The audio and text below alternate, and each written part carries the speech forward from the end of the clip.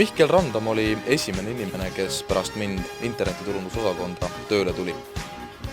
Tema ülesandeks sai netis ja ka ATM-ides ehk siis rahaautomaatides kasutatavate reklaamide kujundus.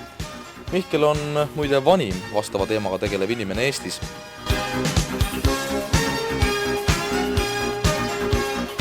Elo on noor naisterahvas, kes vastutab interneti üles minevate turundustekstide eest. Kõik vaimukad ja tegutsema panevad tekstid ongi tema enda valmistatud. Ilma Elota oleks meil tõsised kommunikatsiooniprobleemid oma klientidega.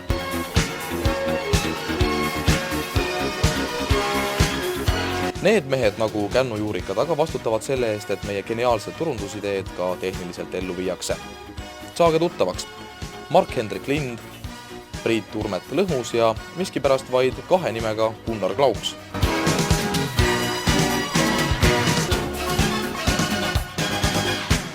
Juba täna kureerib nende poiste tööd Mati osakonda kuuluv Aivar Loik, nüüd nimega MAF, Eesti parim veebilahenduste tundja. Netiturunduse isaks pean aga Hindrek Östermanni. Tema on tihedalt seotud Hansaneti sünniga ja enamuse meie innovaatiliste lahenduste loomisega.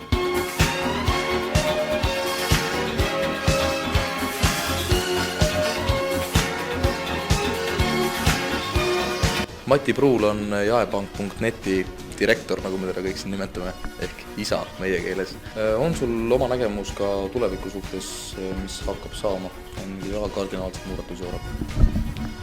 No, ma arvan seda, et nii nagu täna on telefon meie igapäevane suhtlusvahend ja ka mobiiltelefon on peaaegu igal inimesel olemas. Nii ilmselt varsti me ei kohta inimest, kes ei teaks, mis on internet ja kes ei tea, miks see tema jaoks kasulik on.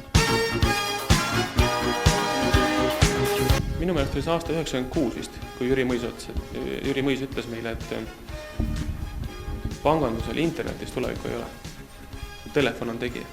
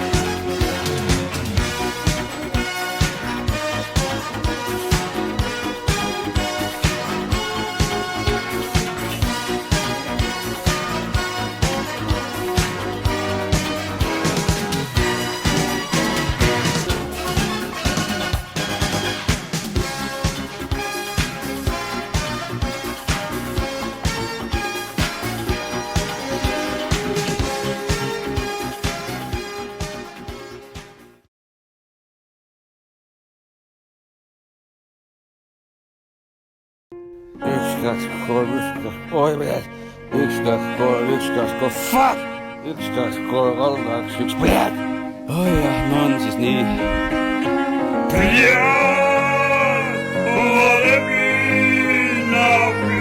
Mis ma teen nüüd? Aga mis ma teen nüüd?